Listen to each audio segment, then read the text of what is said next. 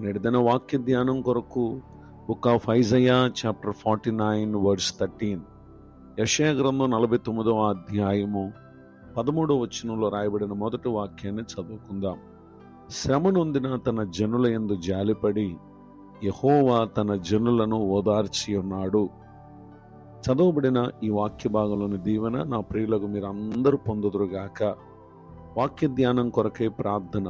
కృపగల మా తండ్రి, మీ కొందనాలు. జాలి కలిగిన దేవా, మీకు స్తోత్రాలు. నేడు చదవబడిన ఈ వాక్య భాగం ద్వారా మాతో మాట్లాడి బలపరచండి. యేసుక్రీస్తు నామములో ప్రార్థిస్తున్నాను తండ్రి, ఆమేన్. చదవబడిన ఈ వాక్య భాగంలో మన ప్రభువైన యేసుక్రీస్తు వారు మనలను ఓదార్చేటటువంటి దేవుడై ఉన్నారు. మానవ జీవితంలో ఎదురయ్యే శ్రమ, కష్టము, ఇబ్బంది, శోధనలు, సమస్యలు కృంగదీసి ఎందరైతే అట్టి వాటి చేత బాధింపబడుతున్నారో వారు తమ జీవితాలను అంతమొందించడానికి కారణంగా ఉంటాయి. ఇట్టి పరిస్థితుల్లో ఎవరైతే దేవుని బిడ్డలము అని ఆయన యందు విశ్వాసం కలిగినటువంటి వారుగా ఉంటారో నిశ్చయముగా వారు తమ శ్రమలో ప్రభువు ఇచ్చేటటువంటి ఓదార్పును పొందగలుగుతారు. కొందరు తమ జీవితంలో దేవునికి ఏమాత్రం కూడా స్థానం ఇవ్వక తమకు అన్ని పరిస్థితులు అనుకూలంగా ఉన్నప్పుడు సంతోషించచ్చు, ఏది తమకు ఆధారంగా లేనప్పుడు నిరాశ, నిస్పృహతో, నిరుత్సాహానికి గురై తమ ప్రాణాలను తీసివేసుకునేటటువంటి వారు కూడా అనేక మంది ఉండటం మనం గమనించగలం. గనుకనే దేవుని యొక్క వాక్యం మనకు తెలియపరుస్తున్నటువంటి మాట ఏంటంటే, మనము దేవుని జనులుగా ఉండటం అనేది మన విశ్వాస జీవితానికి చాలా ప్రాముఖ్యమైంది. Book of Isaiah chapter 57 verse 18. యెషయా గ్రంథం 57వ అధ్యాయం 18వ వచనం.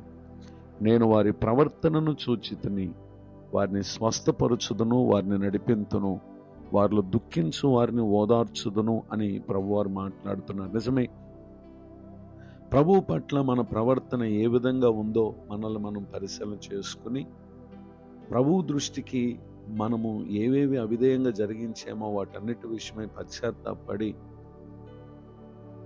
నేడు ఏ స్థితిలో ఉన్నప్పటికీ మనము ఆయన వైపునకు మనం తిరిగినట్లయితే మీ దుఃఖానికి కారణమైన ప్రతి శ్రమల నుండి, కష్టముల నుండి ఆయన మనల్ని ఓదార్చేటటువంటి దేవుడై ఉన్నారు. Paul's epistle to Philippians chapter 4 verse 6 and 7.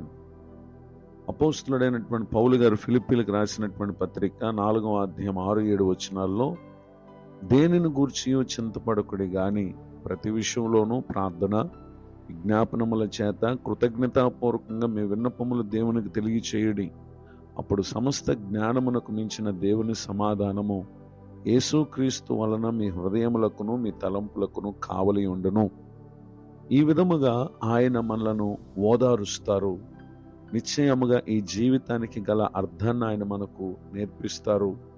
నిత్య జీవానికి మనలను వారసులుగా చేర్చే వరకు ఈ భూమి మీద ఆయన మనకు తోడై ఉంటారు. ఆయనే మనలను ఓదార్చు దేవుడు. ఈ మాటలు పరిశుద్ధాత్మ దేవుడు మన కొరకే దీవించునుగాక, ఆమేన్. ప్రార్థన. దయగలిగిన తండ్రి, మీ కొందనాలు. మమ్మలను ఓదార్చే దేవా, మీకు కృతజ్ఞతలు. నేడు విన్న ఈ మాటల ద్వారా మమ్మలను బలపరిచినందుకు స్తోత్రం. దైవజనులను, వారి కుటుంబాన్ని, పరిచయను దీవించండి. సేవలు ఎదుర్కొనే పలు వ్యతిరేకతల్లో వారిని మీరు ధైర్యపరచుదురుగాక. నూతన సంవత్సర దయాకిరీటాన్ని పొందిన వారిని కూడా ఆశీర్వదించండి.